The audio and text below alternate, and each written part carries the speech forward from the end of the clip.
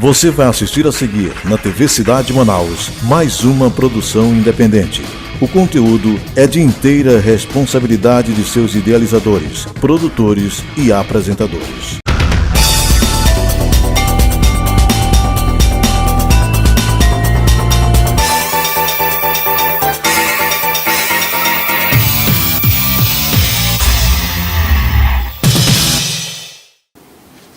Olá! A partir de hoje começa um novo projeto na televisão de Manaus. Um projeto inovador, uma proposta educativa e voltada aos estudantes candidatos a vagas nas universidades e em concursos públicos. E pessoas interessadas em conteúdos diversos, como matemática, história, geografia, direito penal, administração pública, entre outros. Quando resolvemos criar este programa, o fizemos por sabermos que cursinhos pré-vestibular e preparatórios para concurso existem muitos, e todos fazem muito bem o que se propõe, que é prepará-lo para passar seja no vestibular, ou em concursos, ou ainda tirar boas notas no Enem, PSC, SIS, entre outros. Mas aqui, nós vamos te ensinar formas de memorizar, assimilar, internalizar todos os conteúdos, de maneira que eles se tornem parte de seu conhecimento, de forma permanente. São técnicas para armazenar as informações de forma associativa e prazerosa. Eu sou o professor Gabriel e está começando o programa Aprovado na TV.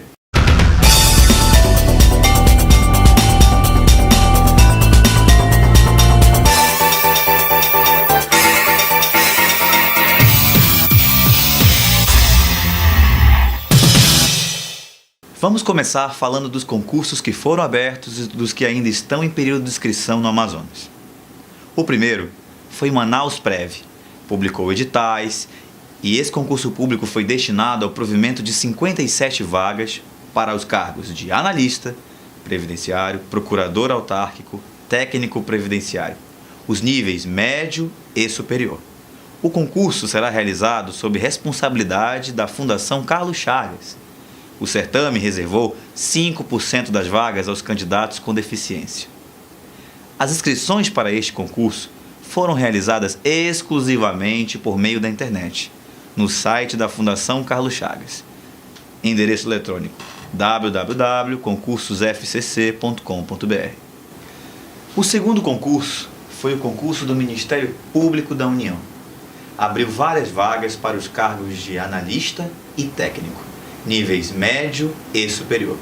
O salário de até R$ 8.178.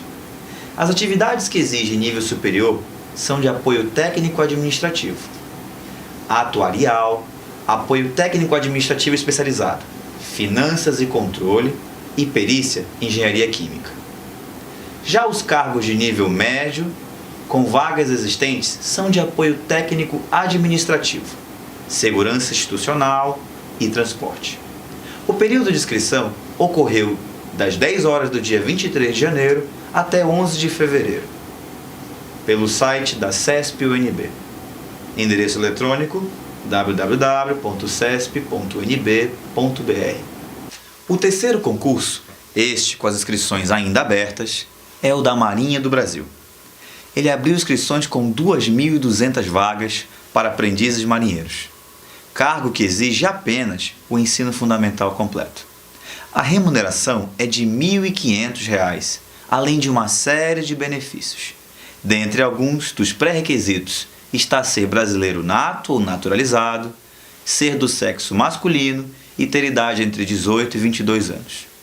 As inscrições podem ser feitas no período de 10 de fevereiro a 9 de março, por meio do site www.ingressonamarinha.mar.mil.br. Bem, daqui a pouco estaremos de volta com mais informações para você, aqui no Aprovado na TV. Fique aí, não sai daí, viu?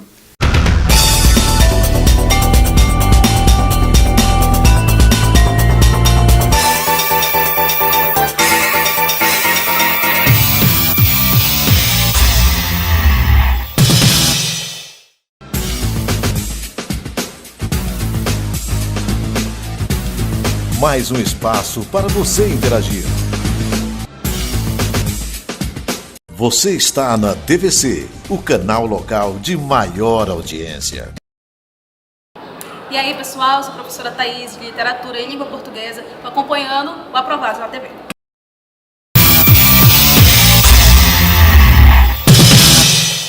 Estamos de volta com o programa Aprovado na TV. Bom, chegou a hora da participação do nosso telespectador. Vamos tirar as dúvidas de quem mandou vídeos pela internet. E para começar, vamos chamar o vídeo da Carla Bueno, de Brasília. Oi, Gabriel, meu nome é Carla Emanuele, moro em Brasília. Estou me preparando para um concurso realizado pela Sesgran Rio. Gostaria de saber algumas características sobre essa banca. Obrigada. Bem, Carla, primeiramente eu gostaria de agradecer a sua participação e a sua pergunta. Sesgran Rio tem questões de múltipla escolha, com grau de dificuldade médio, organizados por disciplina.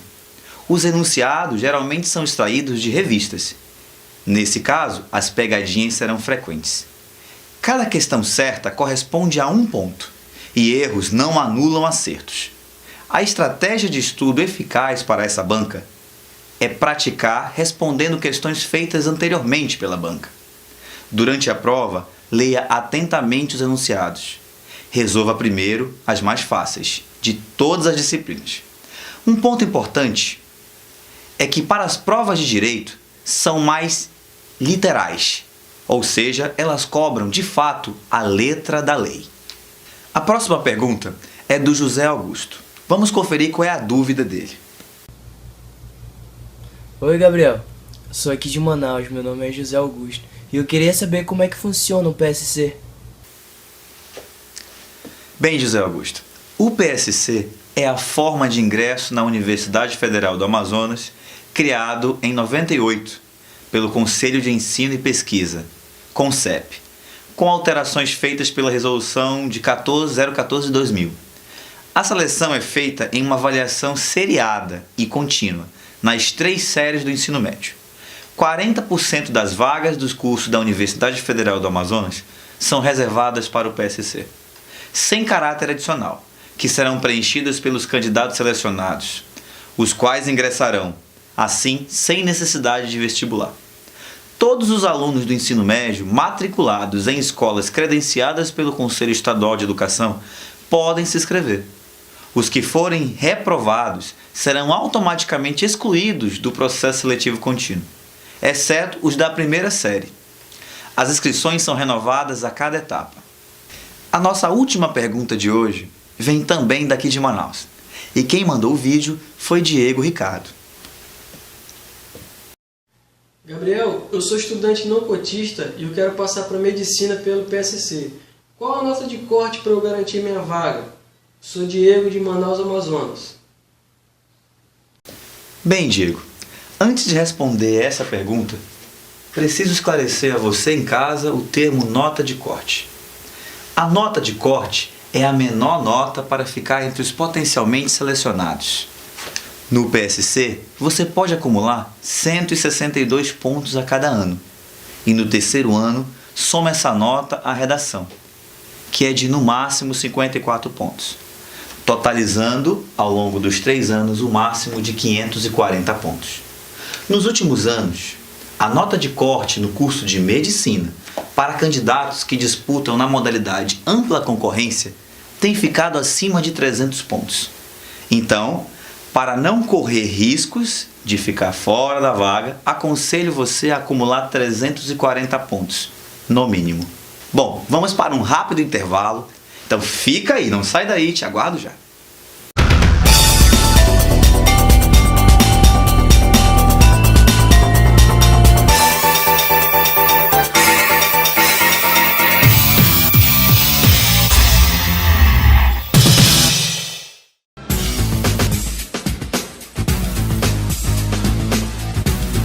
Mais um espaço para você interagir. Você está na TVC, o canal local de maior audiência. Sou Jefferson de Biologia e eu estou ligado aí no programa Aprovado na TV.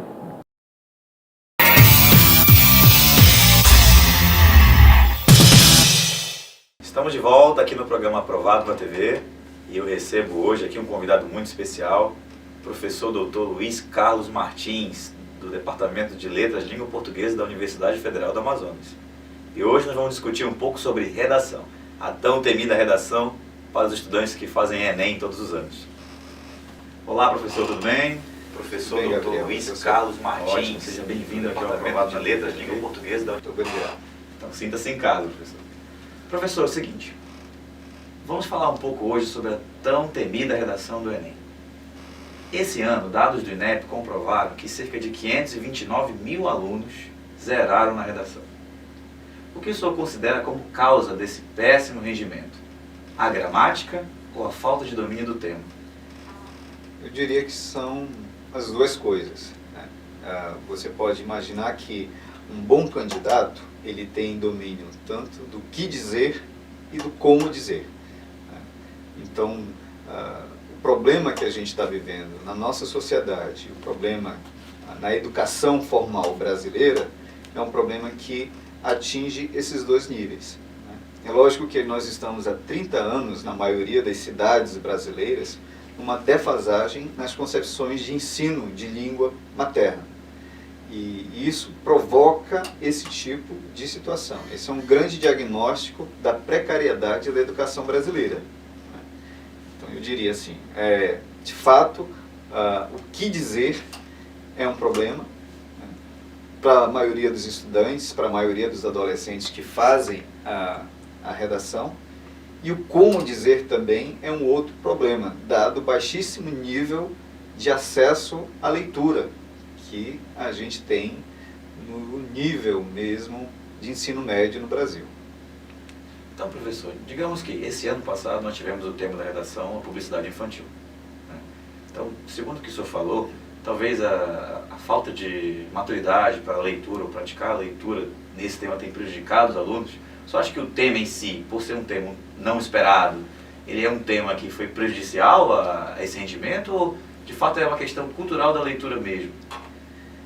Eu acho que ultrapassa exatamente esse nível estrito de fazer uma redação.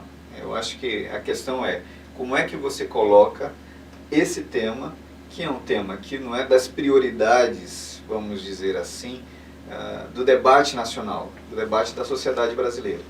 E você quer que os estudantes que vão fazer essa redação tenham algum domínio desse conteúdo. É lógico, para que esse tema seja um tema levado a uma redação do Enem, ele precisaria estar na pauta do dia da sociedade brasileira. Eu acho que esse é um problema do próprio exame. Acho que quem organizou o exame o fez inadequadamente, sugerindo um tema como esse.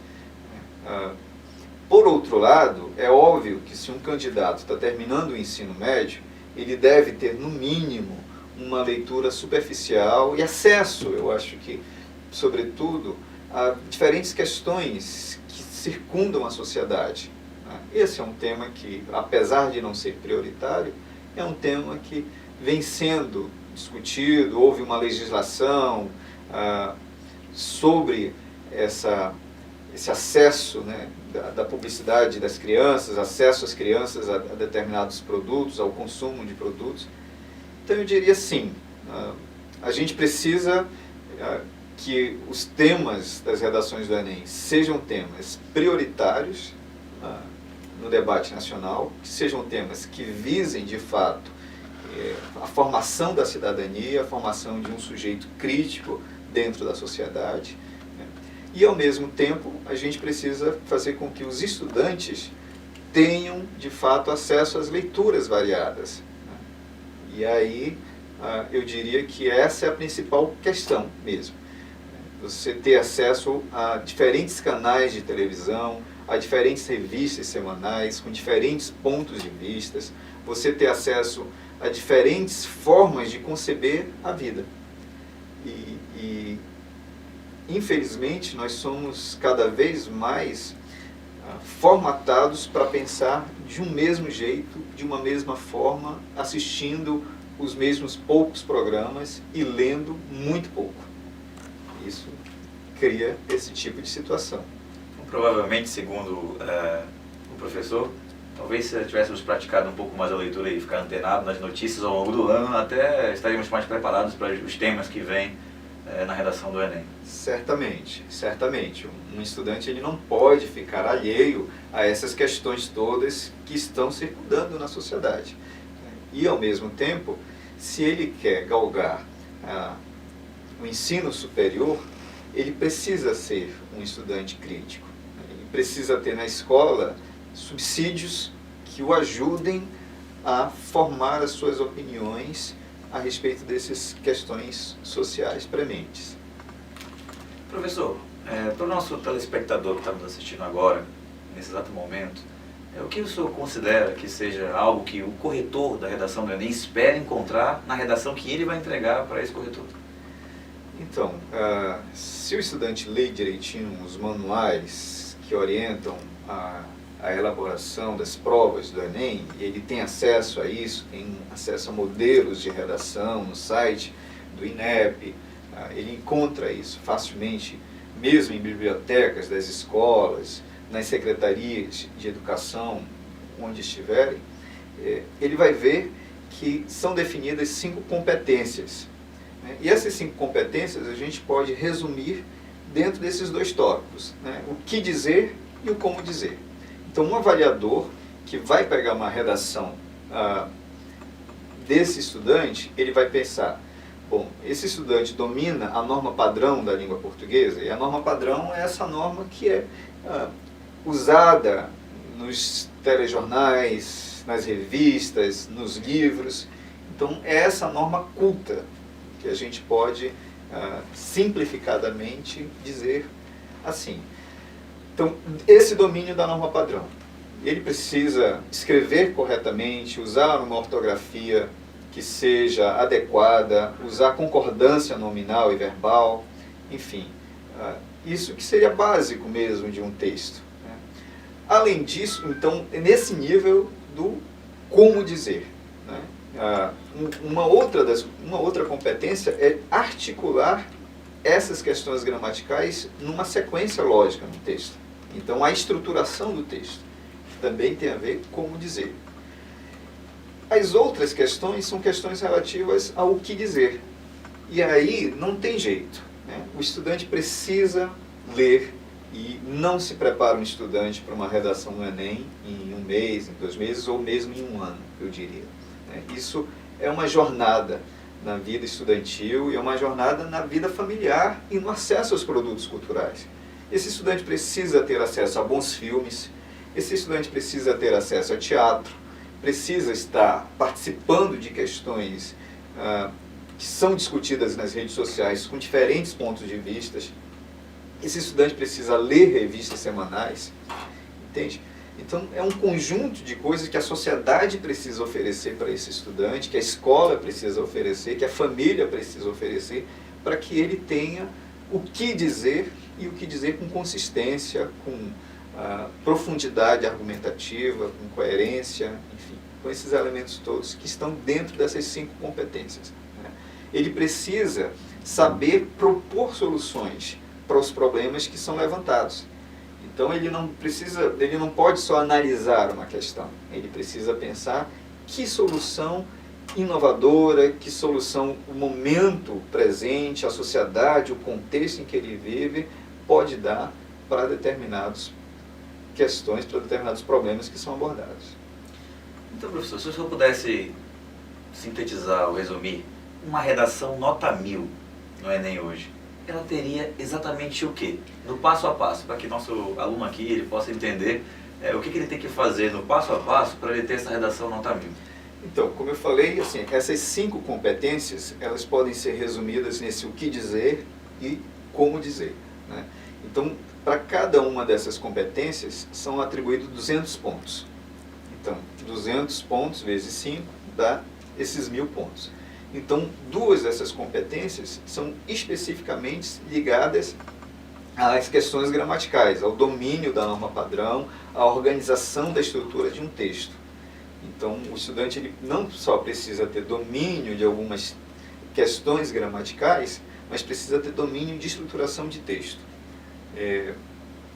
Uma outra questão seria, portanto, o que dizer. E aí o que dizer, ele precisa ler, precisa ter opiniões, né, ou dominar opiniões diferentes sobre determinadas questões e precisa saber propor soluções. Então, 5 competências, cada uma dessas competências vale 200 pontos e a gente pode sintetizar isso, né? A estruturação do texto, o uso da gramática corretamente na estruturação desse texto e ideias consistentes, propondo soluções consistentes, coerentes com essas ideias. Estamos aqui conversando com o professor Luiz Carlos Martins, professor doutor do Departamento de Letras Língua Portuguesa da Universidade Federal do Amazonas. Vamos para um rápido intervalo e na volta vamos continuar esse papo super interessante sobre a redação do Enem. Fica aí.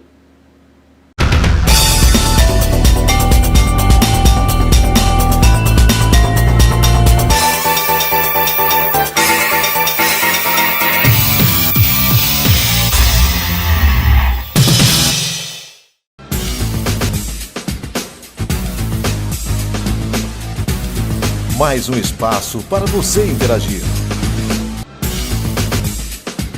Você está na TVC, o canal local de maior audiência.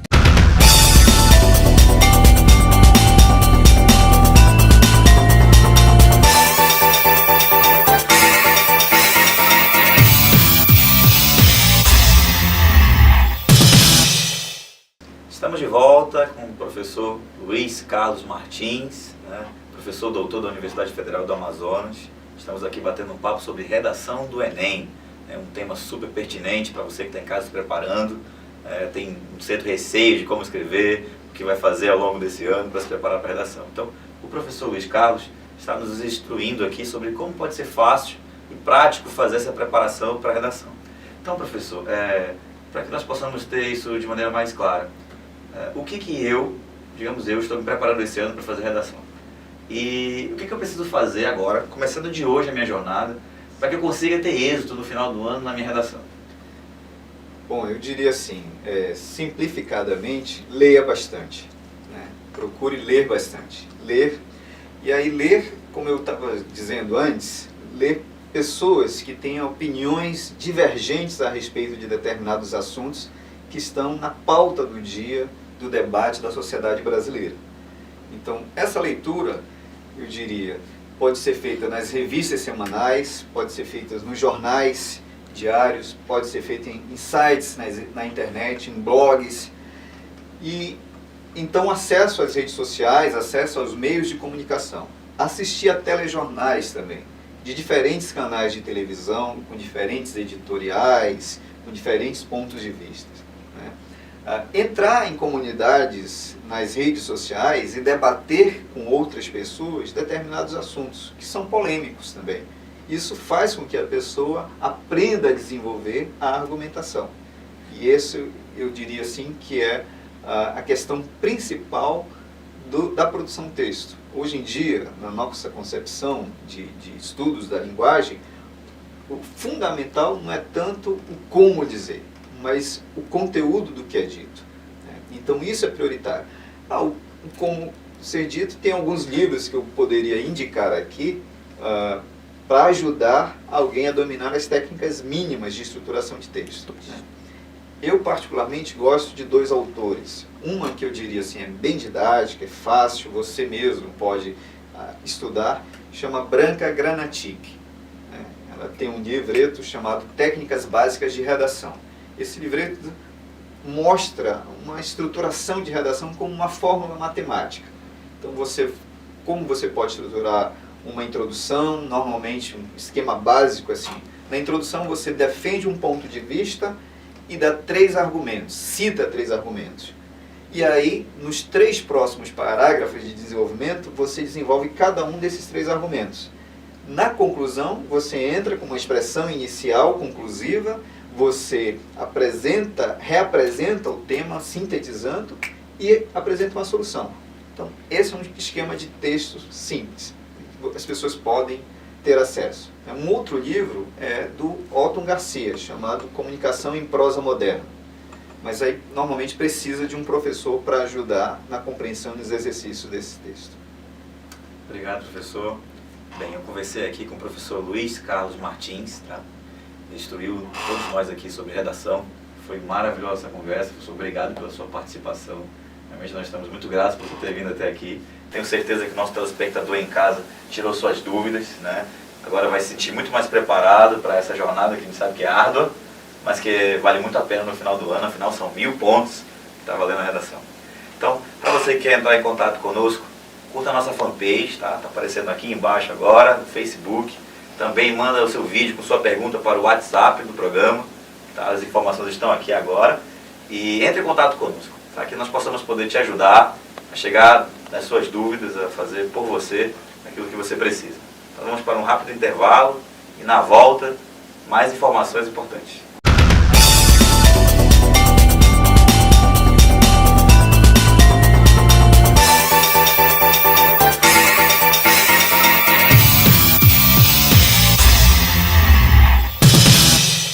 Você está na TVC, o canal local de maior audiência. Galera, aqui é o Pachecão de Matemática. Eu também estou no Aprovado na TV.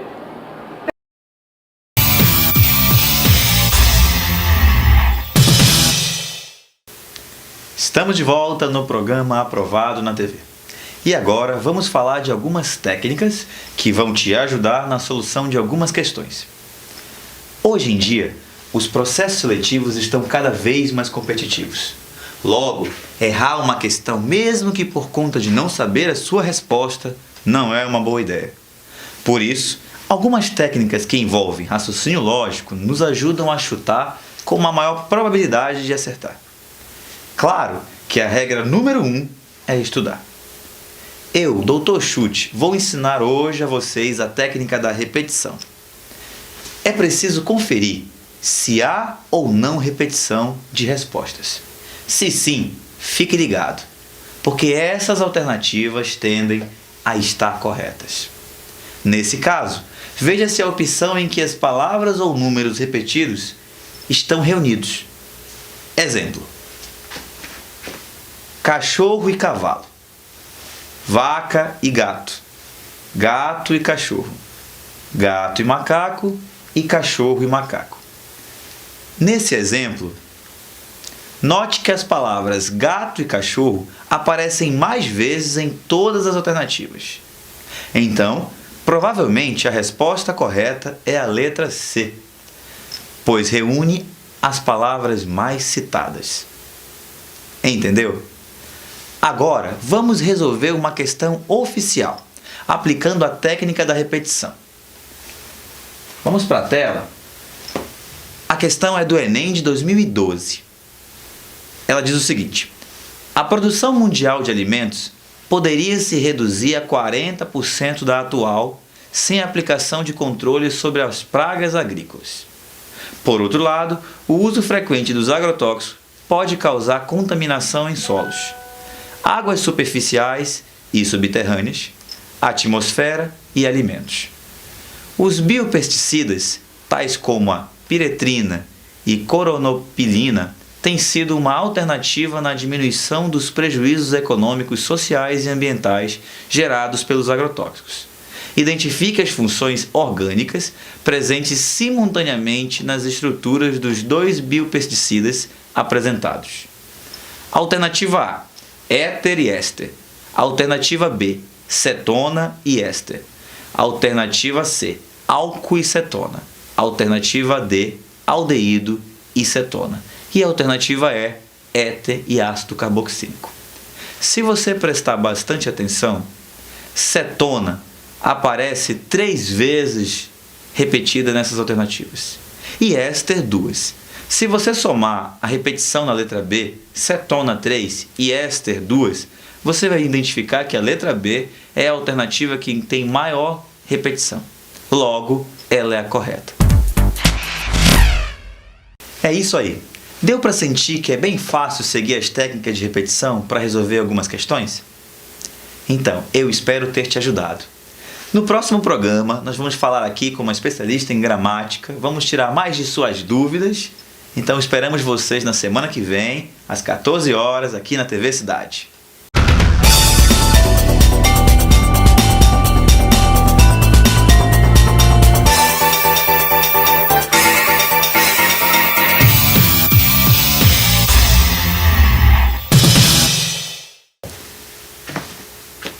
Bom, você deve estar se perguntando por que não criaram um programa como este antes? A resposta é simples. Faltava a parceria entre eu, professor Gabriel e a Trampo Produções. E não se esqueça, abra sua mente para o novo, pois se alguma coisa não está dando certo, é por prováveis ou possíveis 2 razões. Ou se está fazendo errado ou da maneira incorreta. Então, só há uma forma de se corrigir. É fazendo de uma maneira simplesmente diferente. Até o nosso próximo programa. Conto com você. Até lá.